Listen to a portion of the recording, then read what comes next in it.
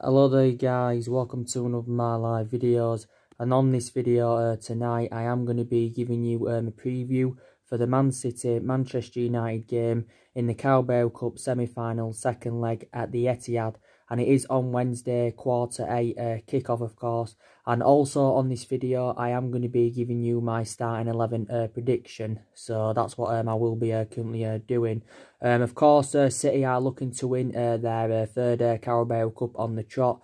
Realistically now I think they are going to get to the final, because we are 3-1 down from the first leg. So, we've got to overcome a 2-goal deficit at the Etihad. So, basically, I think away goals do count in the Carbao Cup.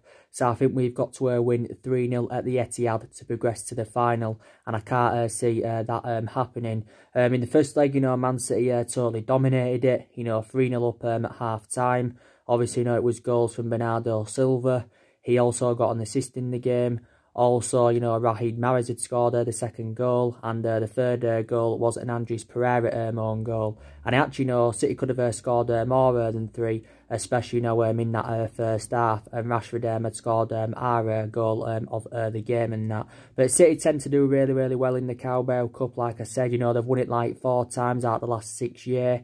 They did win it last season. They beaten Chelsea in the final. They won it this season before. They beaten Arsenal in the final and that. So I do believe, Man City are currently going to win it. It's Solskjaer yet again against Pep Guardiola. They have met now on quite a few occasions.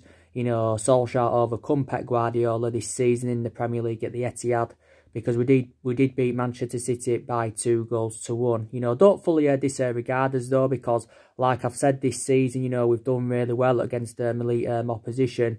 We beaten Liverpool, we drew with Liverpool in the league. We're the only team to take any points from them this season. We beaten Leicester, we beaten Chelsea at the beginning of the season, we beaten Tottenham, like I said, we beaten Man City. So you never know in football. But you never know. Got to say, Man City are the second best team in England, like I said, because Liverpool are now the best team in England. Of course, City, have won back-to-back titles. This season they were looking to win their 3rd title on the trot, but obviously, now that's not going to happen. Last season they did win the domestic treble, did Manchester City. So, they are still regarded as one of the best teams in England. City have also had some injuries. I think Laporte's been out for quite a while. He's a very good centre-half for them. John Stones has been out for City. He doesn't really get in the team now anywhere, like I mentioned, because the likes of Otamendi and Fernandinho are ahead of him, even though they're not predominantly centre-halves. And when Laporte comes back, John Stones is going to find it very difficult to get, any chances in the Manchester City team. They've obviously, had Benjamin Mendy out with injury. But, City do show good attacking intent. Aguero's been in very good form for them. They've got the likes of Raheem Sterling. They've got that Bernardo Silva, who I rate a lot. They've got that Ilkay Gundogan. So City have got a really, really good squad. But reflected on Man City's success, especially in recent years, you can say they've bought success of Man City. Reflects on the amount of money they've spent. Because I think, Pep Guardiola, all in his managerial career, including, when he was at Barcelona and Bayern Munich, I think he spent over £1 billion. But the vast majority of that £1 billion has been spent on that Manchester City team. So more than half of it has been invested in that Manchester City team. I think City did get one player in last summer, and was that Joe Cancelo from Juventus. I think he's a fullback, if I'm currently right. They've got a pretty decent keeper in Edison. I think he's really, really good. I don't think he's on Alisson's level, but I still think he's a pretty decent goalkeeper and that. But, maybe, we could get something, from Manchester City. Maybe we could do this. Despite the fact that City are strides ahead of us at the moment. So we could, get something from them. Hopefully now the confidence is in the team. Reflecting on that 6-0 win against Tranmere. you know, because we did really, really well against Tranmere, you know, beating them by 6 goals to 0. You know, I expected us to win the game against Tranmere, but I didn't expect us to score 6 goals in the game. You know, we was basically 5-0 up at half-time. You know, it's actually not our biggest away win in any competition since we beat Forest 8-1 back in 1999. And it was the first time we'd scored 6 goals since the Alex Ferguson era. So that just indicates how much we've been struggling to score goals, you know, of late especially. You know, but I thought, you know, it was a very, very good team performance by Man United. Obviously, you know, if we hadn't beaten Tranmere, then possibly Solskjaer would have been sacked. I don't think he would have been, but like I said, there was rumours saying that, you know, he possibly, you know, could have been, because Solskjaer has been under intense pressure anywhere this season, you know, due to our inconsistency for the vast majority of the season and that. And obviously, you know, it was good to get back to winning ways against Tranmere because, you know, we'd endured a very, you know, difficult week last week, you know, losing to Liverpool 2-0, losing at home to Burnley for the first time in 58 years. So it was a good reaction from the players in that. You know, obviously it was good to see Harry Maguire get his name on the score sheet. That's his first goal for Manchester United. And, you know, it was from the edge of the box and he took his goal really, really well. And Lindelof had got the assist, so that was 1-0. You know, then the second goal came from, you know, Diego Dalot. That's now his first goal as a Manchester United player. I think he'll get more opportunities now, Dalot, even though he isn't our first choice right back, because he's now back from injury. Marshall, I think, got the assist for his second. Lingard surprisingly scored. You know, he scored the third goal. And that was Jesse Lingard's first goal for Manchester United, you know, in over a year. Because, analysing it last year, Jesse Lingard didn't score 1 goal or 1 single assist last year. So that just indicates how bad Jesse Lingard has been for Man United. I think Maguire got the assist for his third goal. Then the fourth goal, obviously Phil Jones from a corner. The fifth goal, Anthony Martial. And the sixth goal, of course, came from Mason Greenwood. So, you know, we comfortably won the game by 6 goals to 0. So, hopefully now, reflects on that, you know, we can put a good performance out against Man City. You know, so hopefully, you know, we can do this. But, you know, Tranmere are only League One. You know, they're struggling in League One. They're sitting 21st game in League One. But, you know, that game against Tranmere just proves that we can play well and we can play as a unit and we can work hard as a team. But, you know, we've got to do this in the Premier League, and this is what, you know, we haven't been doing this season, you know. But there again, you know, our record against low opposition has been very, very poor this season. Like I said, we've tended to do well against elite opposition and that. You know, Owen Hargreaves, you know, was coming out after the game against, you know, Tranmere, and, you know, he actually, you know, believes from his own perception that, you know, we should persist with the back three. Because that back three, you know, seemed to work against Tranmere. And Solskjaer hasn't used it, you know, this season a lot. He's used it in a couple of games. You know, he used it against Tranmere yesterday. Or the day before, was it? Yeah, it was yesterday. Sorry, it was yesterday, you know, Tranmere.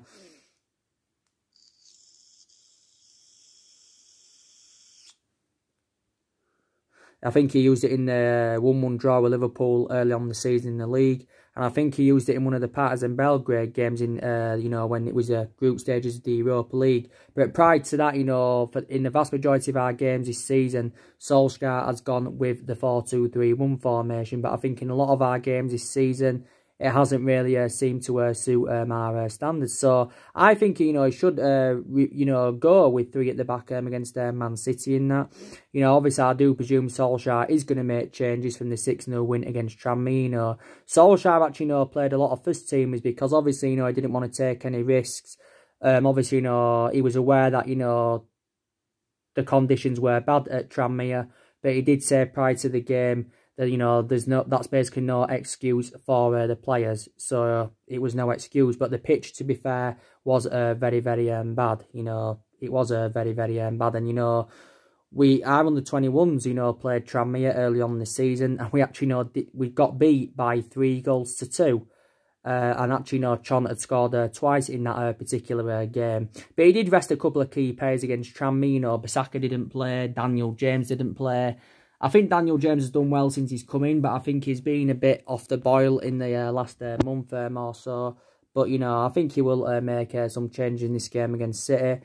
You know, Solskjaer did make 6 changes in the Tranmere game from the 2-0 defeat to Burnley. But I do presume for the game against City, De Gea will be back in net. Bissaka will start. Possibly Daniel James could start. You know, Brandon Williams I presume should start as well. But I would, you know, stick with 3 at the back. So I'd have a go with a 3-4-1-2 against City. If not, I'd go with a 3-5-2. But I would actually, you know, stick with 3 at the back. You know, some people may disagree with my perception. Some people would say we should revert back to 4-2-3-1, or maybe we should try the 4-3-3. Because we went with that 4-3-3 formation a lot, I think, in that 3-month period when Ole Gunnar Solskjaer, of course, was the interim manager. And I'm actually, you know, surprised that, you know, Eric Bailly didn't play against Tranmere, like I mentioned, because there was reports saying that he could have been involved in the game, because Bailly is now back from his knee injury. You know, Bailly is very injury prone. You know, Bailly has been out with a knee injury. Well, he was out with a knee injury since pre-season was Eric Bailly. But recently, you know, he's been playing for like the under-23s and that. But I'd love to see, you know, Bailly get a start, because Bailly hasn't played in the Premier League since April of last year. So the injury he did have, you know, was very, very severe. You know, Fosu-Mensah, you know, he's just come back from injury. You know, Solskjaer also views him as a fullback. You know, he can play as a centre-half as well. He can also play as a midfielder, but I think Solskjaer views him as a fullback, basically. So now Eric Bailly and Fosu-Mensah are now back. Obviously, I still believe Tuanzebe is out, but he's close to returning. Rojo is still out with injury. Obviously, you know, Pogba and McTominay are not due back until the end of this month or beginning of February. And, of course, Rashford is out. I think he's going to be out until at least March, or could be out for the rest of the season. You know, he sustained a double fracture in his back as Marcus Rashford. So, Marcus Rashford's injury is very severe. Now, reflecting on the injury to Marcus Rashford, you know, we are looking to, obviously, you know, get someone in on loan until the end of the season. You know, someone who can come in and, you know, bring goals to Manchester United. Because who's going to now provide us them goals, you know, without Rashford there? Because, like I said, Rashford has been in scintillating form this season for Manchester United, as you all know. You know, I know Martial can play well, but I think he's totally comparison to Rashford. You know, Martial, that game against Tranmere was actually Martial's 200th appearance for the club. Rashford has now made just over 200 appearances for Man United. And, you know, James, like I said, he hasn't been so good in the last month. So it will be beneficial before this January transfer window shuts if we can get someone in on loan, definitely. You know, that would be very, very beneficial. But now I'm going to get on with the starting 11 prediction. This is the team I think, you know, Solskjaer should go with. So I think he should go the 3-4-1-2. You know, definitely should go the 3-4-1-2. So I'm going to go with David De Gea in goal. The 3 centre-halves, I would go with Lindelof. He's just recently come back from illness. Harry Maguire. And I would go with Eric Bailly. So there are the 3 I would go with at the back. Then the wing-back, I'd go with Brandon Williams, because Solskjaer now views Brandon Williams as his first-choice left-back. Right wing-back, obviously, I'm Wan-Bissaka. Then the 2 centre midfielders, I would go with Fred and Matic. It was obviously Pereira and Matic who was playing in the game against Tranmere. It could be Pereira and Matic, or I'd just probably say Fred and Matic, basically. Fred did come on in the game against Tranmere. And then probably in the middle, I would probably start Juan Mata, to be fair. I know Juan Mata, you know, isn't really a first choice anymore for Man United. And I know a lot of people have got a limit of concerns now because he's obviously lost that yard of pace and he is aging up. But I think analysing the vast majority of his career with Man United, he has done really, really well as Mata. You know, we paid, was it £40 million for him? We got him under the David Moyes era. But probably I would, you know, put Juan Mata in the middle. You know, I know Jesse Lingard had a good game against Tranmere. But these question marks, you know, can now Jesse Lingard rejuvenate himself and can he become consistent? Because he's been so inconsistent for so long. So Lingard actually, you know, could play in the middle. You know, he got the man of the match against Tranmere. But I put Juan Mata in the middle. Then I'd probably put Martial and Mason Greenwood up top. So that's a similar sort of, you know, team to what he went with against Tranmere. But obviously I would make some changes, you know, because I thought Martial and Greenwood complemented each other well in the game, you know, against Tranmere. You know, like I said, with Greenwood, Solskjaer needs to start playing Greenwood on more of a regular basis, because I feel as though Greenwood isn't getting enough starts in the Premier League. But I think he could start this one because, like I said, Greenwood tends to start a lot of games in like the cup matches and that, but he isn't getting enough starts in the league. Greenwood Mason Greenwood is now on 10 senior goals for the football club this season in 20-odd first-team appearances. So he has been a revelation. I think as Mason Greenwood develops more, he will, emulate to Rashford's level and probably, will end up, overtaking Marcus Rashford. So that's my starting 11 prediction for this game. So I want to know what you think in the comments below.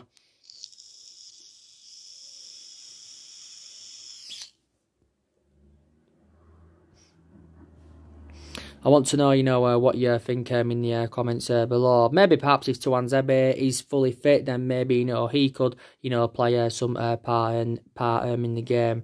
I ain't got a lot of confidence going into this game against City. I think we're too far behind.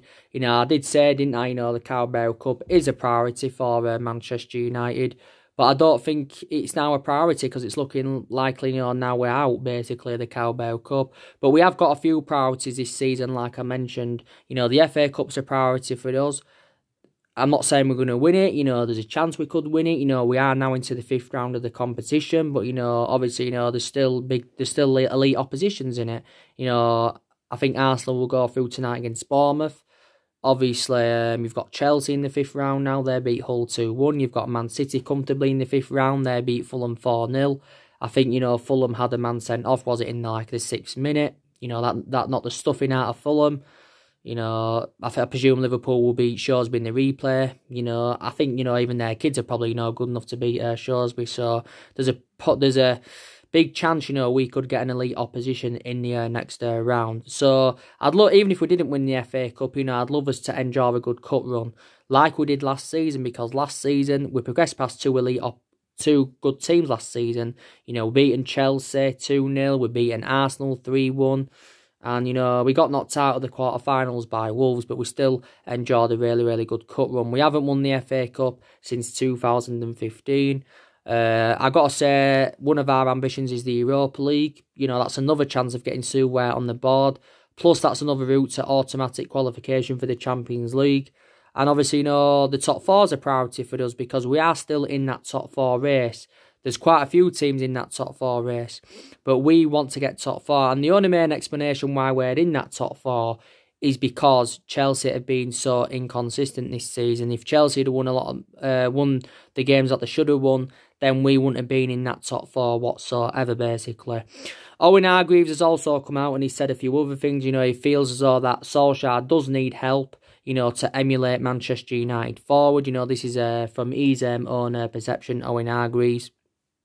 And you got Danny Murphy, recently coming out. This was prior to the Tranmere game. And he actually, said that, the criticism about Solskjaer is over the top. He feels as though that Solskjaer should be given time to fix Manchester United and that.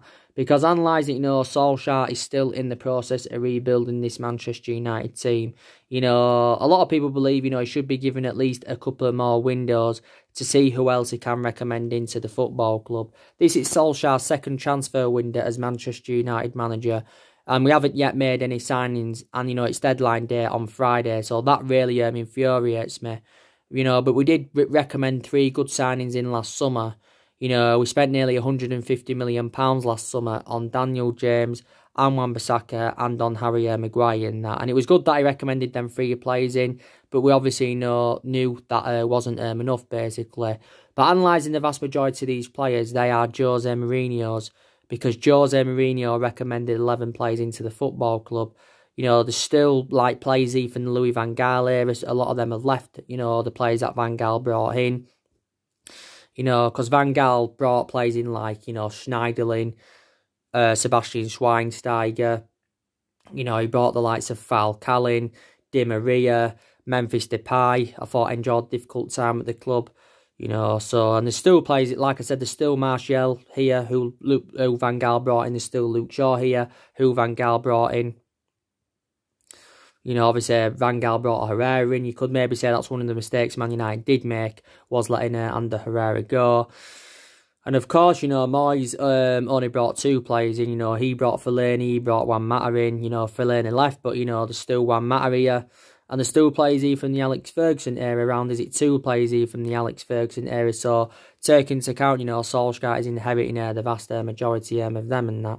But, like I said, do I think Solskjaer will be given another season at Manchester United? And this is his first full season at the club at the moment. I think it's dependent on, whether we can exceed expectations. I think now, if we can get top four, if we can get some silver on the board, then I may feel as though then the club will be determined to give Solskjaer another season. If at the end of the season we haven't got top four and we haven't got any silver on the board, then I think probably Ole Gunnar Solskjaer will be sacked as Manchester United manager. That's how I do feel about that. But Solskjaer has now been at the club quite long. He's been here for 13 months. So in that aspect, he has been here over a year now with Solskjaer. He's been permanent boss for 10 months now, is it? And that was one of the mistakes Man United did make, was giving Ole Gunnar Solskjaer the job. Man United should have never give Ole Gunnar Solskjaer the job, basically. But that's, we've made numerous mistakes in the last 6 or 7 years. And that's probably, one of the main explanations, why we've been here so inconsistent. It's not only the explanation, but it's probably one of the main explanations. Obviously, our recruitment's been very, very poor in the last 6 or 7 years. It hasn't been good, despite the fact, that we have spent a hell of a lot of money. I think we've spent nearly, $1 billion on recruiting new players to the football club. That's how much Man United have spent. And I think, that's since the Alex Ferguson era and that. But, I just think, you can probably arguably say that we haven't had the right manager since the Ferguson. Well, this is what some people believe. We haven't had the right manager since the Ferguson era, to recruit the right players in. And obviously now, despite the fact that we're inconsistent, I still believe the club can attract players to the elite level. Because, we are still one of the biggest clubs in the world. We are the most successful team in England historically. So take that into account and that. But, I think, Solskjaer's had long enough at the club. And like I've said, my element of concerns about Solskjaer is that he's been tactically naive for the vast majority of this season. He doesn't have a plan A. He doesn't have a plan B. These are my element of concerns. Too inexperienced. Hasn't got that managerial experience, because obviously before he came to Man United, he was at Mould and he was at Cardiff.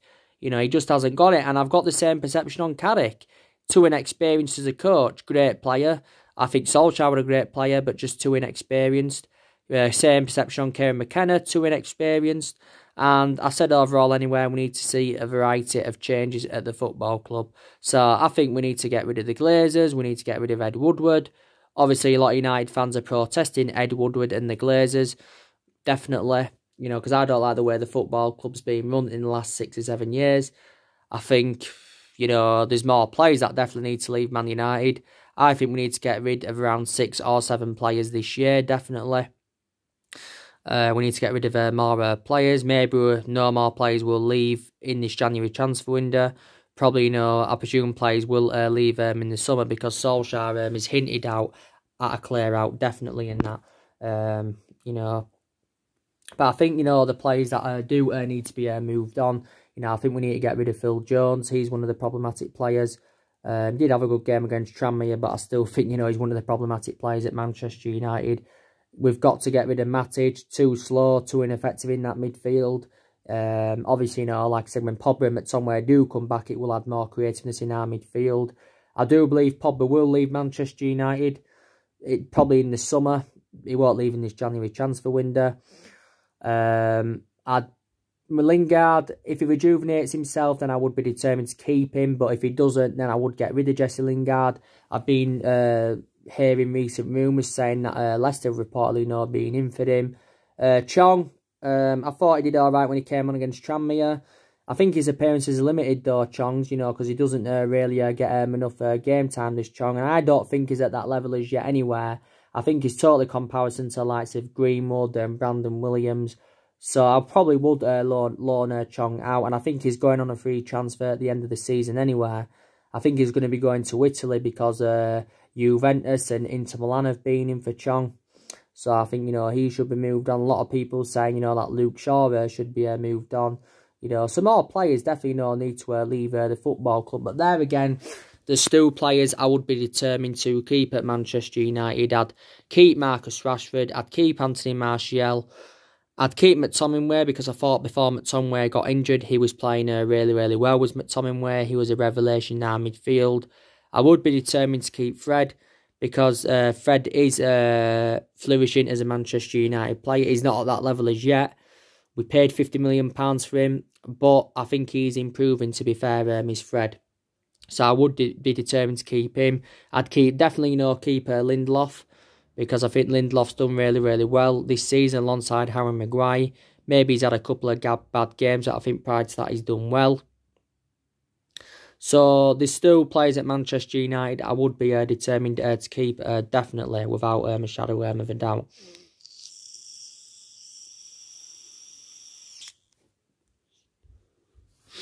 But you are a shadow of a doubt. But I think in the next couple of seasons, our aspirations is going to be that top 4. So I said at the start of this season that our expectations will be that top 4.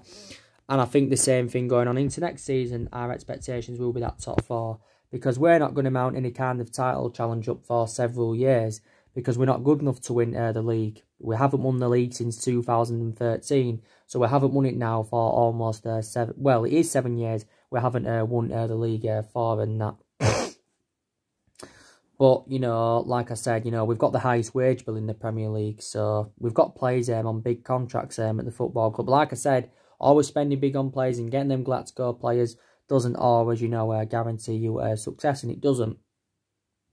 Want to give you some news as well on some more transfer news. I will put this on my title as well after I've put Man City, Man United, Carabao Cup semi-final, second leg preview. So the news regarding Bruno Fernandes. Now, I have been updating you about Bruno Fernandes on a regular basis. Now, there's been a change, because I've been reading some reports today. This was after the first video I did today, and now it's confirmed that Bruno Fernandes is going to be playing in Sporting Lisbon's game tonight against Martimo, and I think he's going to be captaining the team, because reports were emerging out, actually, was it yesterday or the day before, saying that, Bruno Fernandes wasn't going to be playing against Martimo, and that was a transfer booster for Manchester United, basically. But now it is a change of scenery, sorry, because he is now going to be playing, and I think the Sporting Lisbon boss has confirmed this. But we're hopeful, that we can sign Bruno Fernandes before deadline day, and deadline day is on Friday. Now, Damasio has confirmed Man United's interest. He's confirmed Bruno Fernandes to Man United, and Damasio is a reliable Italian journalist.